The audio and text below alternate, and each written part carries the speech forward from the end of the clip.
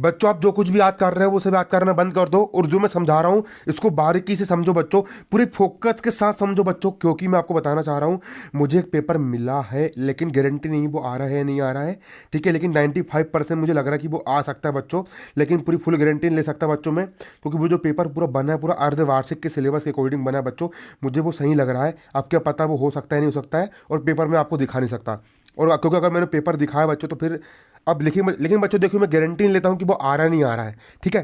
कक्षा 9वीं सामाजिक विज्ञान अर्धवार्षिक परीक्षा प्रश्न पत्र का संपूर्ण हल, है ना, ठीक है बच्चों। 80 नंबर का आपका पेपर है, 1 दिसंबर कल आपकी परीक्षा है बच्चों, ठीक है बच्चों, लेकिन गारंटी नहीं लूंगा वो फंसे तो ठीक, मुझे नहीं पता बच्चों, पेपर में फंस गया तो बच्चों मुझे पेपर नहीं पता, मैं सिर्फ आपको इंपॉर्टेंट क्वेश्चन बता रहा हूँ, ठीक है, आ भी सकता है वो, आपको गारंटी नहीं है। आपको जो पाठ है बच्चों, ये वाला पाठ, रूसी क्रांति, यूरोप में समाजवाद एवं रूसी क्रांति, इतिहास वाली बुक का अध्याय दो, यूरोप में समाजवाद एवं रूसी क्रांति, ठीक है।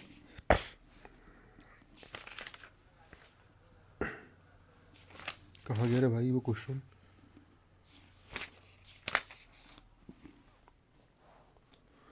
बच्चों इसको स्पीड में समझ लो, इसको अभी याद करो, तुरंत याद करो इसको, तुरंत तुरंत याद कर लो इसको, तुरंत तुरंत याद करो बच्चों, तुरंत याद करो, ठीक है। आपका क्वेश्चन है बच्चों, रूसी राज्य क्रांति 1917 के पूर्व रूस की दशा कैसी थी। रूस में 1917 में क्रांति हुई, 1917 में क्रांति कहां पर हुई, रूस में हुई, तो रूस में क्रांति से पहले रूस की दशा कैसी थी, सब विस्तार समझाइए, अथवा रूस में क्रांति से पहले किस प्रकार की अर्थव्यवस्था थी। रूस एक समय पर महाशक्ति रह चुका है बच्चों, एक समय पर रूस क्या रह चुका है, महाशक्ति रह चुका है, लेकिन रूस में 1917 में क्रांति आई, इसको बच्चों आप लिख लो, इसको आप जो करना कर लो, ठीक है बच्चों। अब इसको इंपॉर्टेंट ही बोलूँगा मैं, है ना, फंसेगा तो भैया मेरी जवाबदारी नहीं है, मुझे पेपर नहीं मिला कुछ, मैं आपको अपने हिसाब से अपनी गेसिंग बता रहा हूँ, ठीक है। ये वीडियो डिलीट हो सकता है कभी भी, है ना। ये देख लो, ये तो हमारा भारत देश है, ये है अपना भारत देश, ये हो गया अपनी कंट्री इंडिया। कंट्री इंडिया के ऊपर ये जो इतना बड़ा जो देश है, इतना बड़ा पूरा देश, ये पूरा देश आपका क्या है, रूस है। ये पूरा आपका क्या है, यहाँ पर आपका ये पूरा का पूरा रूस है। भारत, ये पाकिस्तान, ये चाइना, उसके ऊपर यहाँ पर क्या है आपका है, रूस है। तो रूस में 1917 में क्रांति आई, तो 1917 के पहले रूस की स्थिति कैसी थी, है ना, रूस की दशा कैसी थी, रूस की स्थिति कैसी थी 1917 के पहले।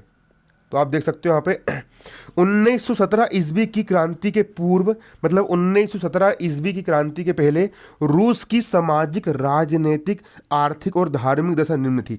अब सामाजिक दशा देख लीजिए, है ना, सामाजिक मतलब रूस में रहने वाले लोगों का समाज कैसा था 1917 के पहले। रूस विभिन्न जातियों का निवास स्थल है, रूस में कई प्रकार की जातियां निवास करती है, रूसी, पोल, फिन, अर्मीनियन आदि, ये सारी वहाँ की जात का नाम है। जैसे अपने भारत देश में जात होती है साहू, मटिया, तेली, काछन, ये सब जात होती है कि नहीं होती है, गुर्जर, है ना, इस प्रकार से होती है। उसी प्रकार वहाँ पर रूस में जाति के चलती है, रूसी, पोल, फिन, अर्मीनिया आदि विभिन्न जातियाँ रही, यहाँ निवास करती थी। इन जातियों में असंतोष की भावना थी, इन जातियों में क्या था, असंतोष की भावना थी। असंतोष का मतलब होता है कि यहाँ की जो जातियाँ थी वो मतलब अपने असंतोष थी। मुख्यतः रूसी समाज दो वर्गों में विभाजित था, जिसमें पर्याप्त विषमता थी। रूसी समाज के दो अंग थे और वो दोनों एक दूसरे से लड़ते थे। रूस का प्रथम वर्ग विशेष अधिकारों से युक्त था। रूसी जाति का प्रथम वर्ग जो था वो उनको विशेष अधिकार मिले हुए थे, है ना, और जो करों से मुक्त था, उन पर किसी प्रकार के टैक्स नहीं लगते थे, तथा राज्य की पदों का अधिकारी था। जितने भी राज्य के जो पद होते थे वो इसी जाति को मिलते थे। और द्वितीय जो वर्ग था रूस का, वो अधिकारहीन वर्ग था, जिसमें निर्धन, मजदूर, किसान और अर्धदास हुआ करते थे। इस वर्ग के पास कोई भी अधिकार नहीं होते थे। यह वर्ग अत्यंत दयनीय जीवन व्यतीत कर रहा था। बच्चों तुरंत याद करो, इसको अब भी याद करो, अब भी याद करो, लिखो लिखो, कुछ मत देखो, मोबाइल से याद कर लो, मोबाइल से याद कर लो, ठीक है। सामाजिक दशा आपकी जो हो गई।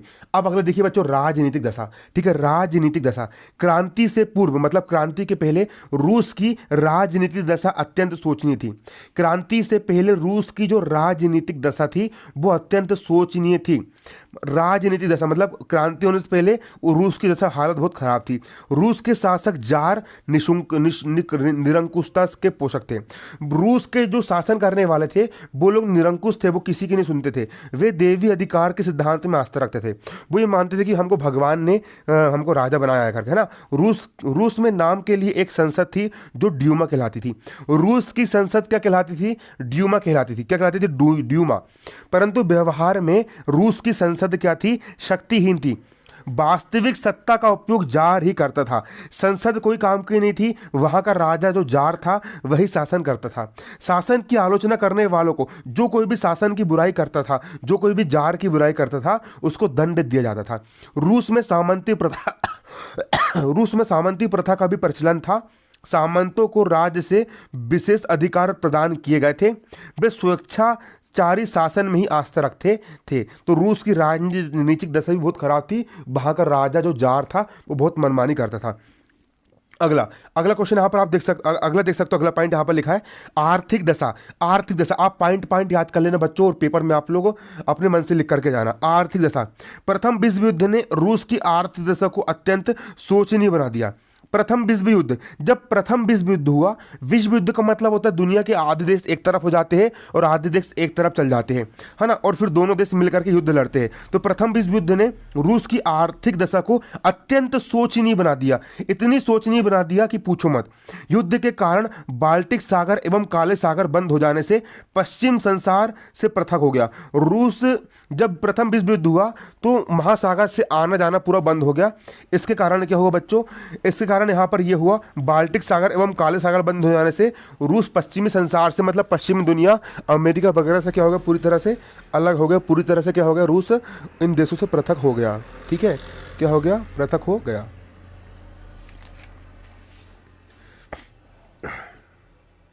जिससे उसको व्यापार पर गहरा आघात लगा। जार एलेक्जेंडर के काल में रूस में औद्योगिकरण की गति तीव्र हो गई। जार एलेक्जेंडर के काल में रूस में क्या बढ़ गया? औद्योगिकरण बढ़ गया, जिससे पूंजीवाद को विशेष प्रोत्साहन मिला।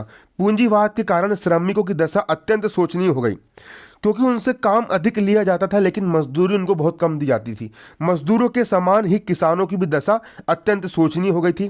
किसानों पर अनेक प्रतिबंध लगा दिए गए थे। फलस्वरूप कई बार किसानों ने भी क्या करे? विद्रोह करे। ठीक है, इसको आप तुरंत समझ लीजिए, इसको याद कर लीजिए। अगला यहाँ पर है बच्चों आपका धार्मिक दशा। अगला है आपकी धार्मिक दशा।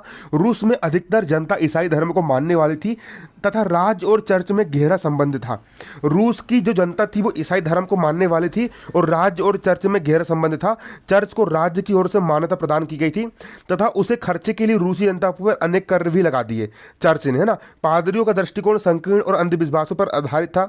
वे राजा के देवी अधिकार के सिद्धांत को मान्यता देते थे और जनता से कहते थे कि राजा पृथ्वी पर ईश्वर का प्रतिनिधि है, अतः उसका विरोध करना भगवान का विरोध होता है। मतलब ये सब वहाँ पर कारण बता दिए थे। तो इतनी खराब कंडीशन थी रूस में क्रांति होने के पहले। वहाँ का राजा मनमानी कर रहा, समाज में दो भागों में बटा हुआ था, इतने सारे कारण थे बच्चों। इसी कारण वहाँ की जनता भड़की और रूस के खिलाफ क्या कर दी? विद्रोह कर दी। बच्चों क्वेश्चन आप तैयार कर लीजिए। अब मुझे नहीं पता पेपर में आ रहा नहीं आ रहा है, लेकिन मुझे जो पेपर मिला है और उसको देख करके तो मेरे को लग रहा है कि पेपर में आ सकता है बच्चों। आप तैयार कर लो। अब पेपर में नहीं आएगा या फिर आ जाएगा तो मुझे मत कहना, ठीक है।